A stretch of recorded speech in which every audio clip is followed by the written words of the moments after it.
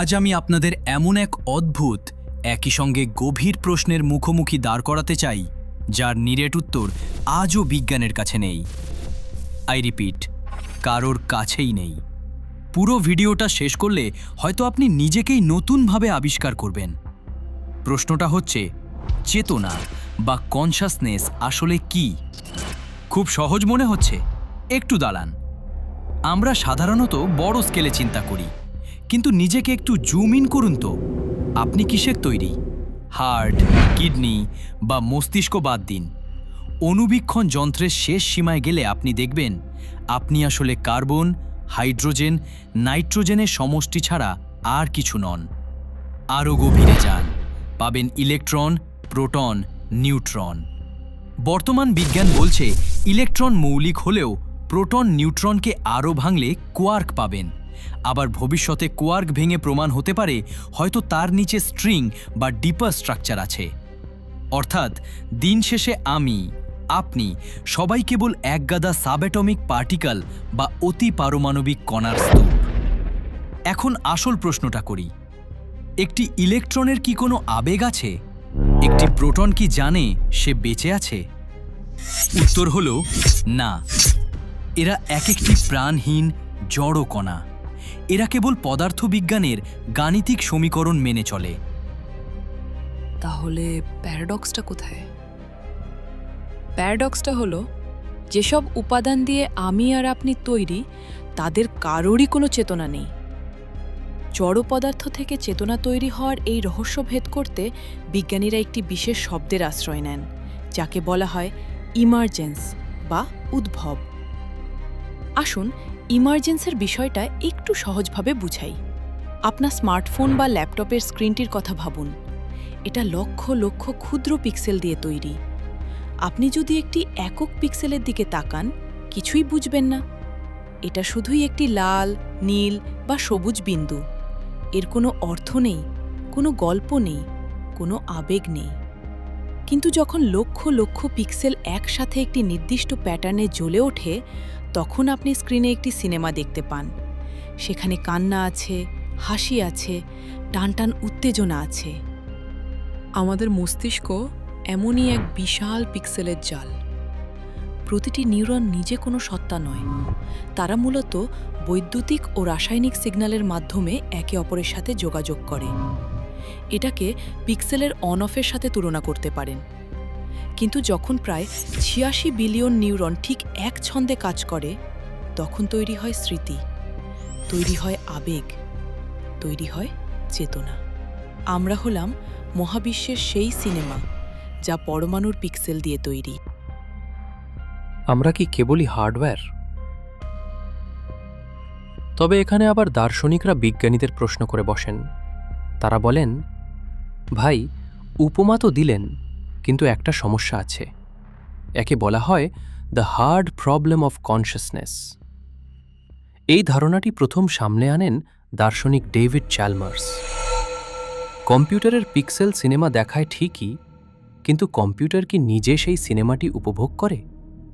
Computer কি হাসে বা কাঁদে? না, সে কেবল ডেটা প্রসেস করে।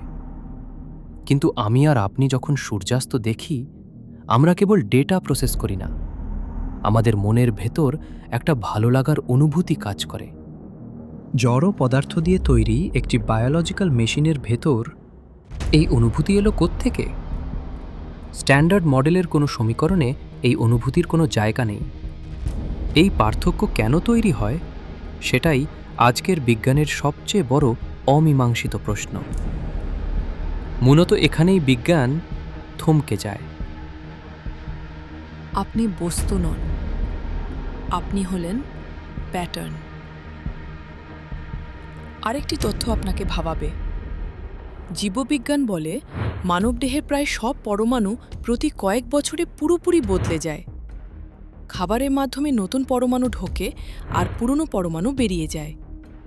অর্থাৎ 10 বছর আগের আপনি আর এখনকার আপনি বস্তুগতভাবে এক মানুষ নন।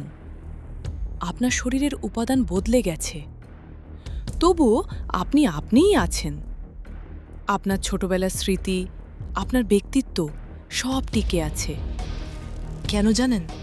কারণ আপনি কোনো বস্তু নন, আপনি হলেন একটি প্যাটার্ন। সাগরের ঢেউ যেমন পানি দিয়ে তৈরি হলেও পানি নয়, বরং পানির আন্দোলন, তেমনি আপনিও পরমাণু দিয়ে তৈরি হলেও পরমাণু নন। আপনি হলেন সেই পরমাণুর বিশেষ নৃত্য বা ছন্দ। যতক্ষণ এই ছন্দ বা প্যাটার্ন টিকে আছে, ততক্ষণ আপনার চেতনা টিকে আছে। শেষে এক মননশীল ভাবনা শেয়ার করি। মহাবিশ্বে শুরু হয়েছিল প্রচণ্ড বিস্ফোরণ আর প্রাণহীন গ্যাস দিয়ে।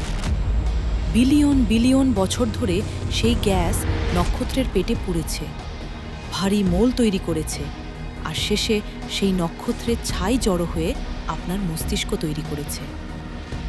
বিখ্যাত কসমোলজিস্ট কার্ল সাগানের সেই উক্তিটি মনে পড়ে, we are a way for the Cosmos to know itself.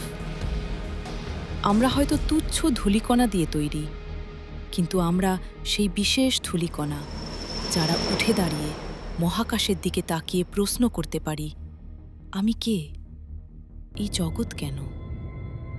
চেতনা হয়তো জড় পদার্থের কোনো সাধারণ ধর্ম নয়, হয়তো এটা মহাবিশ্বের জেগে ওঠার প্রক্রিয়া। এই অসীম শূন্যতায় আমাদের মস্তিষ্কই হলো সেই আয়না, যেখানে মহাবিশ্ব নিজেকে নিজে দেখার সুযোগ পায়। কিন্তু শুনলে কেমন লাগবে? আপনার ব্রেইন 11 মাত্রিক। 2017 সালে সুইজারল্যান্ডের ব্লু ব্রেইন প্রজেক্ট দাবি করে মানুষের মস্তিষ্ক 4 মাত্রিক নয়, 11 মাত্রিক জ্যামিতি মেনে চলে। প্রজেক্টটি IBM ব্লু জিন নামক একটি সুপার কম্পিউটার ব্যবহার করে। স্ট্রিং থিওরি বলছে দৈর্ঘ্য, প্রস্থ ও উচ্চতার বাইরে আমাদের মহাবিশ্বে আরও 11টি মাত্রা আছে। হায়ার ডাইমেনশন আমাদের মহাবিশ্বের প্রতিটি বিন্দুতেই উপস্থিত, কিন্তু আমরা সেটা দেখতে পাই না, কারণ তারা পরমাণু থেকেও ছোট। এখন কল্পনা করুন, প্রতিটি নিউরন একটি বিন্দু। যদি 2টি নিউরন যুক্ত হয় তবে তারা একটি রেখা তৈরি করে। 3টি নিউরন মিলে একটি ত্রিভুজ, আর 4টি মিলে তৈরি করে একটি 3D পিরামিড। কিন্তু ব্লু ব্রেন প্রজেক্টের গবেষকরা দেখলেন, আমাদের মস্তিষ্ক যখন কোনো জটিল তথ্য প্রসেস করে, তখন নিউরনগুলো 3টি বা 4টিতে সীমাবদ্ধ থাকে না। কখনো কখনো 12টি বা তারও বেশি নিউরন এমন এক প্যাটার্নে যুক্ত হয় যা গাণিতিকভাবে একটি 11 মাত্রিক বস্তুর মতো আচরণ করে। আপনি যখন গভীর দর্শন বা জটিল গাণিতিক চিন্তা করেন, তখন সেই গাণিতিক নকশা বা প্যাটার্নটি 11 মাত্রিক হয়ে ওঠে। স্ট্রিং থিওরি বলে মহাবিশ্বের ফ্যাব্রিক 11 মাত্রার। আমাদের মস্তিষ্ক সেই 11 মাত্রার গাণিতিক ভাষা বুঝতে এবং ব্যবহার করতে সক্ষম। অর্থাৎ আপনার মাথার ভেতরে থাকা ওই 1.5 কেজি ওজনের ধূসর বস্তুটি কেবল এই 3 মাত্রার জগতে সীমাবদ্ধ নয়, এটি মহাবিশ্বের সর্বোচ্চ সীমানা পর্যন্ত বিস্তৃত। কিন্তু সবচেয়ে রহস্যময় প্রশ্নটা হলো, মস্তিষ্ক কেন এই জ্যামিতি তৈরি করে? একে বলা হয় স্যান্ড ক্যাসেল এফেক্ট। আপনি যখন চিন্তা করেন, আপনার নিউরনগুলো মুহূর্তের মধ্যে এই 11 মাত্রার একটি জ্যামিতিক বালুর প্রাসাদ তৈরি করে। আবার চিন্তা শেষ হওয়ার সাথে সাথে সেই প্রাসাদটি ভেঙে পড়ে। তাহলে কি আমরা যেটাকে আইডিয়া বলি, সেটা আসলে উচ্চতর মাত্রা থেকে আসা কোনো সংকেত? হয়তো স্ট্রিং থিওরি যে 11টি ডাইমেনশনের কথা বলছে, আমাদের মস্তিষ্ক ঠিক সেই ডাইমেনশনগুলোর সাথেই একই সুরে কথা বলে। ভাবুন তো একবার, আপনি যখন স্বপ্ন দেখেন বা গভীর ধ্যানে মগ্ন হন, তখন আপনার মস্তিষ্ক কি আসলে এই 3 মাত্রার জগৎ ছেড়ে সেই 11 মাত্রার অসীম সমুদ্রের গভীরে ডুব দেয়?